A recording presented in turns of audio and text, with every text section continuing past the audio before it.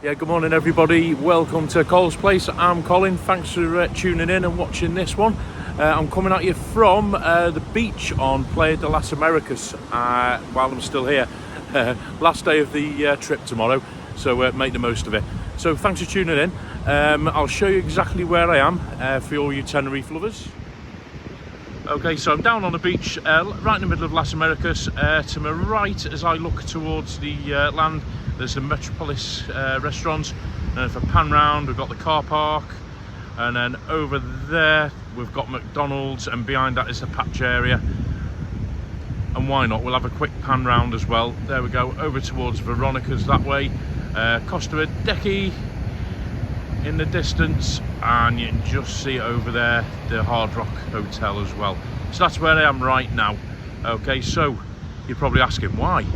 Okay, so yeah, the reason why, I know a lot of you like seeing the videos of walkarounds in Las Americas and Los Cristianos. I'm a big fan of them as well, and I've not done one as yet, apart from the St. Patrick's one, which was one with a difference. So I'm going to do this one this morning, but with another theme. And the theme is something that you've probably all seen when you've been to Tenerife. You've probably sat on the benches along the seafront for 5 or 10 minutes and watched. And some of you probably even thought, I'd love to have a go at that, but I haven't got it in me, or I'm too old, or whatever. So the theme this morning, that this little walkabout is going to be about, is this. There we go, surfing in Tenerife. One of the biggest sports over here. That a lot of people who come to Tenerife watch, admire, but never take part in. So what I'm going to do this morning, I'm going to do a little bit of a walk around, tell you a little bit about the surf scene in Tenerife, show you a couple of the surf breaks which we're looking at now, which is one of the main ones, and hopefully encourage a few of you to actually have a go next time you're over here. I'm going to show you where the surf shops are, the surf schools, all the equipment you'll need, and hopefully we'll see some good waves being caught as well, just like that one over there. There we go. Okay, so first off, you're probably asking yourself, when I come to Tenerife, why should I have a go at surfing when there's lots of other things to do? Okay, quite simple. Here is some of the most consistent waves you'll find anywhere in the world. That's the main reason. So whatever time of year you come, you'll be able to do it somewhere within a couple of miles of where you're staying, if you're staying in the south of the island, or whether it's in the north of the island. The second one, the water temperature. I'm a bit of a softie. I don't like cold water. Here the water is warm all year round. It goes from about 16-17 degrees in winter right up in the summer. You can get the water temperature up to sort of 22, maybe a little bit more, depending on the conditions. So there's no need for them big bulky wetsuits that we have to wear in the UK all year round. You'll get away with a little 3mm thick wetsuit, or on a good day, even like your t-shirt and your board shorts. So that's the other reason. Third reason, it's just the actual vibe. It's a great place to surf. It's geared up for it. There's surf schools, surf restaurants, there's surfing hotels, if that's your thing as well, if you want to go right into it. And all the equipment, lessons, everything you need is on hand. So what we'll do, we'll have a little walk around the patch area in Las Americas. I'll show you a couple of shops and schools, as I say, and then we'll talk a little bit more about the actual sport itself.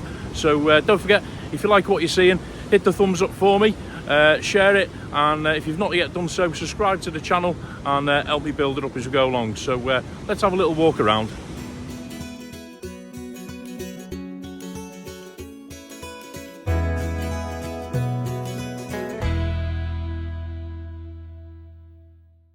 Okay, before we do the walk around, I'll just give you a little bit of history about myself and my interest in surfing as a sport.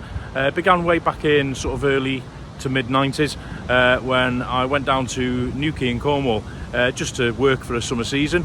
I went down in my trusty VW Type 2 camper van with my dog Ben, spent a few months down there, got to know a few friends who were into the sport as well, dipped my toe and just became interested in it.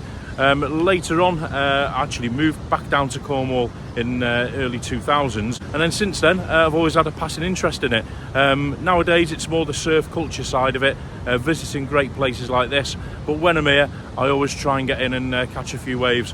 I'm no professional like some of these guys, but you know, practice makes perfect, like everything.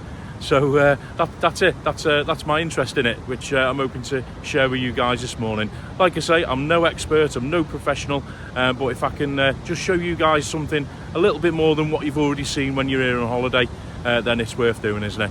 So let's do that walk around.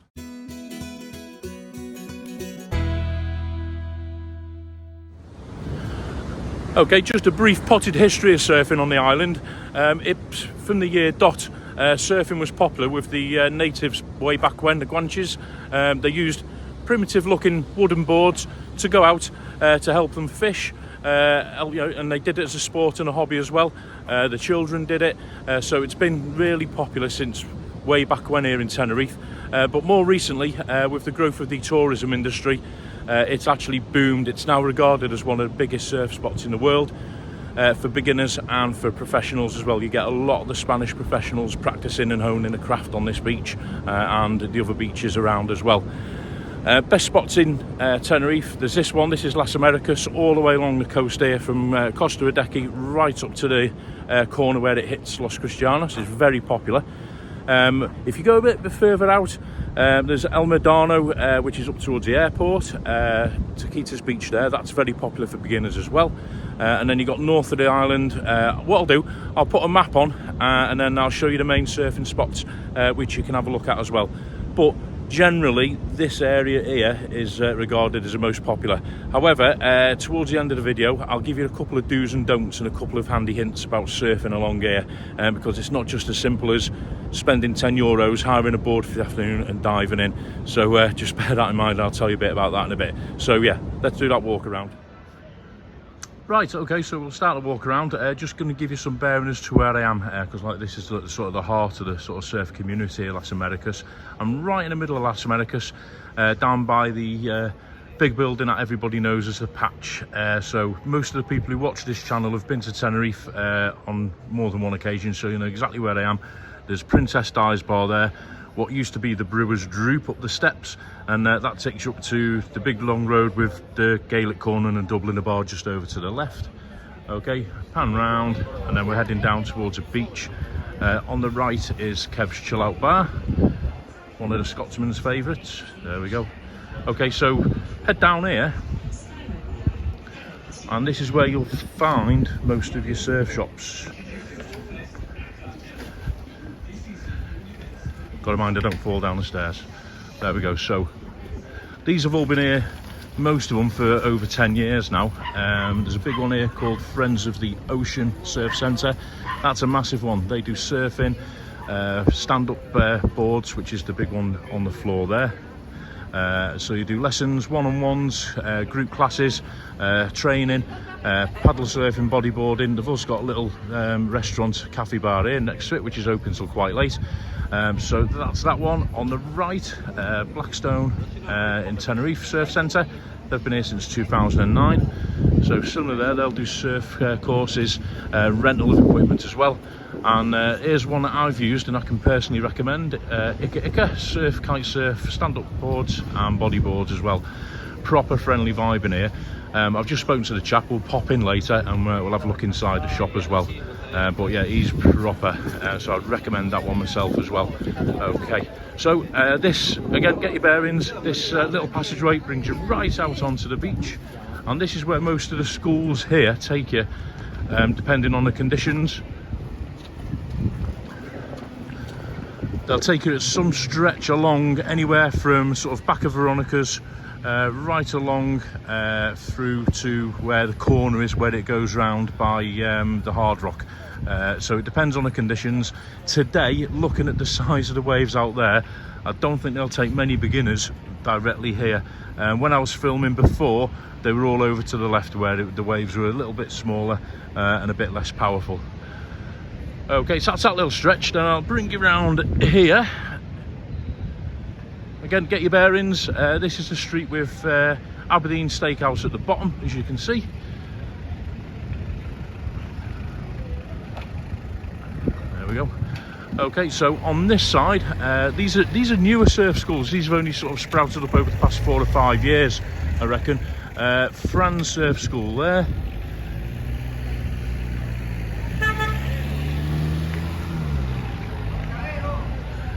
Bad when you're doing a vlog and you see somebody you know. Franz Surf School there, Controller, Contra Ola there, surf bodyboard, stand-up paddle boards. Then we've got a nice little surf bar, went in there the other night, big wave surf bar, some good smoothies and juices in there.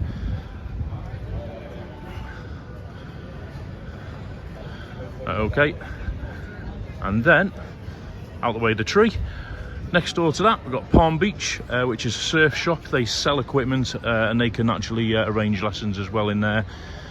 And I think that bit there, the Volcom, that is part of Palm Beach. It's like a little sort of stock room, a little showroom with the boards.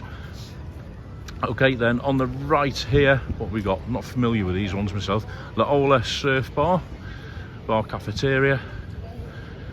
And then you've got another surf shop and surf school there, K16 Surf. That one has been there a long time, as long as I can remember. In fact, I think that's the oldest and maybe one of the first ones here, K16. If you go in there, they've got an excellent range of equipment for sale. So if you do get into it, they sell boards, clothes, all the lifestyle stuff as well.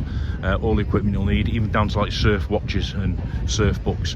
So I can recommend that if you're going to go shopping for surf stuff. It's K16 Surf Shack. Okay, so that's the area. Then what we'll do, we'll walk round up the top here and I'll show you a couple more.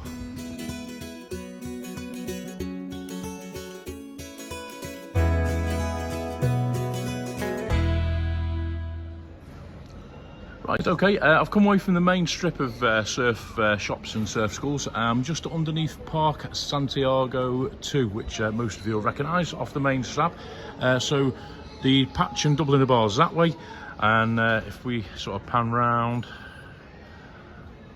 that way takes you towards the Golden Mile. So I've come down the stairs because I'm going to show you a couple of little hidden gems if you're looking for surf rental, surf equipment, all that sort of thing. So if you come down here, not many people venture under here because I'll be honest with you, there's not a lot under here, but there's a couple of little hidden surfing gems. So if you go left, past the linen shop,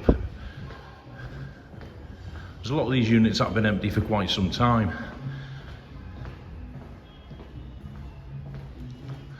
Show you this. Handy to know, surfers code of ethics. Give respect to gain respect, give right of way. Furthest out, waiting longest, closest to the peak. And so on.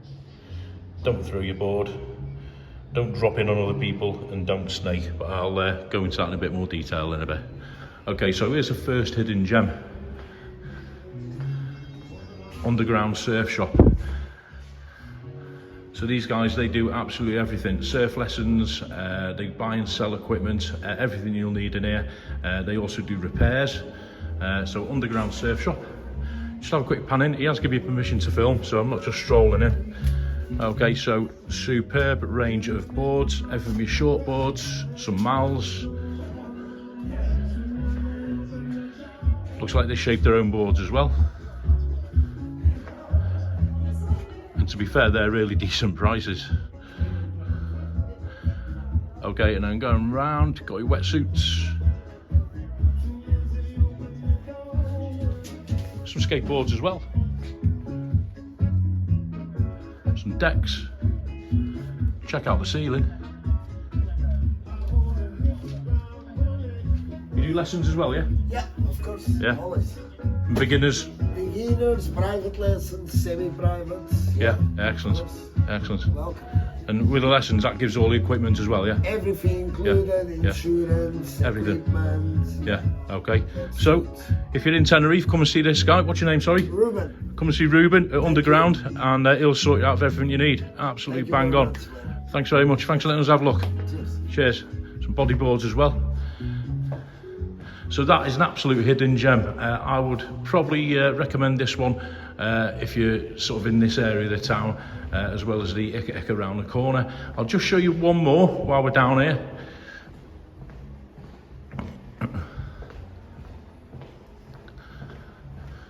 That guy, Ruben, he's typical of the surfing community. A lot of people find the surfers intimidating, but they're actually proper friendly crew.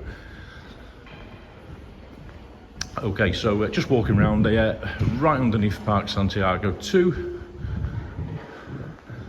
And here's another place as well, Volcano Surf Centre Surf Market. So it's probably, we won't go in this one because I've not asked permission, but they do the surf lessons, second-hand surfboard rental as well.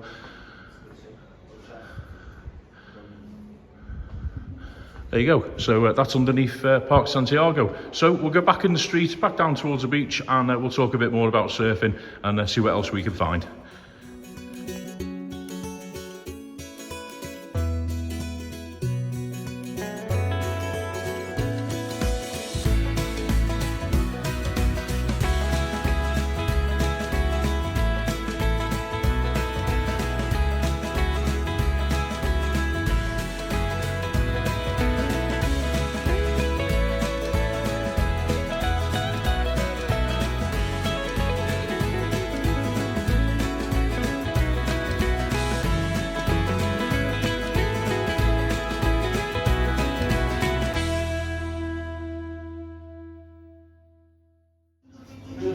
Right, okay guys, so just bring you down into Ika Ika Surf School, just show you what goes on inside.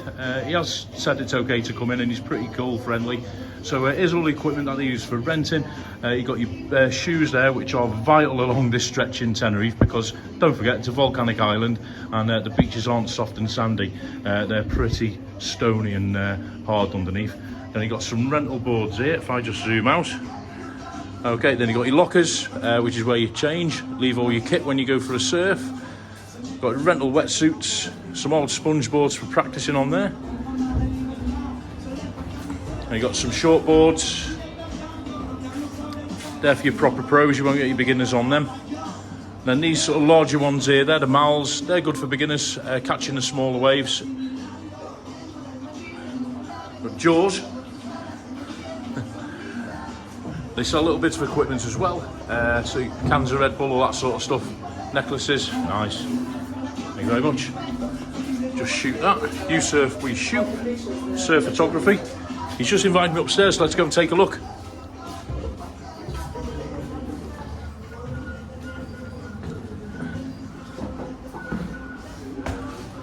Bit of a chill out area. So you've got changing rooms, toilet, some nice sofas, and then you sit here for a smoothie or a beer and enjoy the view. So you've got Friends of the Ocean over the road there, and then literally the beach is there on the doorstep. What more could you want? So like I said to you, it's a pretty cool vibe. Don't be intimidated by the guys walking up and down the boards. If you want to get surf lessons, this is a place to come, or underground. In fact, any of these around here would be happy to help you.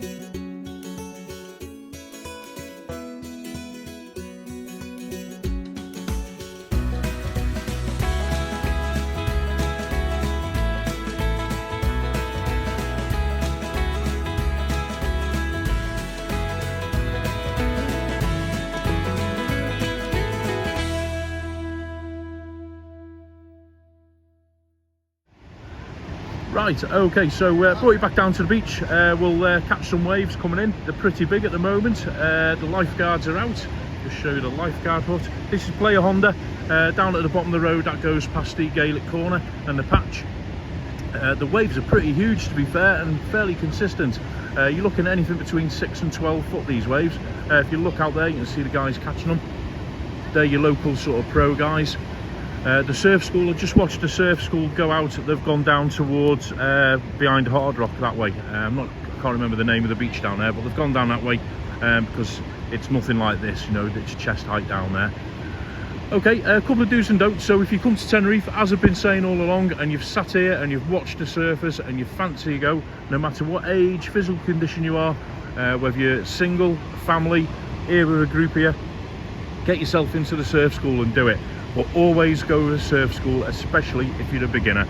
Don't just go and hire a board and think you're going to go out there and be like these guys, because it won't happen, I tell you. You have to respect the wave. That's a big do. So yeah, get yourself in a lesson.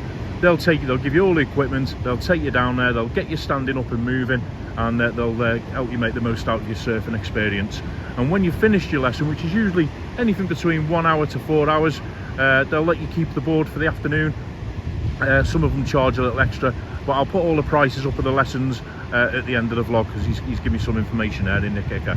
So I'll put some prices up for you there. My second do is respect the locals. Every beach has its sort of local surfing community. You do have to respect them. Although they don't own the wave, I look at them as guardians of it. The locals know the waves here better than anyone. Don't drop in on them, give way. If they're on a wave, yeah, let them have right away. Don't throw your board around or mess about in front of them, because it'll upset them. And you don't upset the locals. They're here all year round, and they look after the beach and all that sort of stuff, and you never know if the lifeguards aren't on duty and you're out there and you get into difficulties. They're the best ones to help you out, and they're very friendly as well. Just don't get in the way. My third one is it's a don't go surfing after a night out. If, like me, you're a bit partial to a few beers, you go around Veronica's or around a patch because you're on holiday, that's fair enough. But I always say, treat surfing like driving. You don't get up at 8 o'clock in the morning, drive your car after a night out the night before. It's the same with surfing, because don't forget, it's not a swimming pool, it is actually salt water, and you're in, especially in Tenerife, the heat is anything, as we all know, 20 degrees upwards. You will get sunstroke, you will get dehydrated if you've had a few the night before. Nothing wrong with having a beer and a meal and then going surfing the next day, but not after a night out. So keep yourself plenty of sunscreen and drink plenty of water, and you know, before you go out there, but not alcohol. It's not the dumb thing. Plenty of time for that after you've been surfing. Okay, and my fourth one is quite simply, give it a try. Don't just sit here and watch, get in there. I can't today because practice what I preach. I had a few last night, and some of you might have seen I also had a tattoo done, which is not a good idea to get in the salt water. But I'll try and find some footage of myself from the last trip here in December.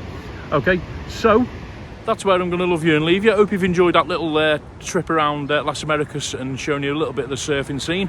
Any questions, comments, drop in the box below. Like I say, I'm no expert. Some of you may know more than me, some of you may not. But yeah, if you're ever in Tenerife, give surfing a go. It's a great afternoon out. I'll put some prices up at the end as well, of what the lessons and board rental currently is. It's worth shopping round. I've just shown you a couple of the places you can go to that I've sort of used personally, so I do recommend them. But like I say, shop around. There's not just Las Americas, there's El Medano, there's a Northern Island, which is a bit more for advanced surfers, but it's a great little day out, like I say, so give it a go. Hope you've enjoyed it. Thanks for watching. Don't forget to do all the things like share, subscribe to the channel, help it along, and I'll see you in the next one. Surf's up. See you later.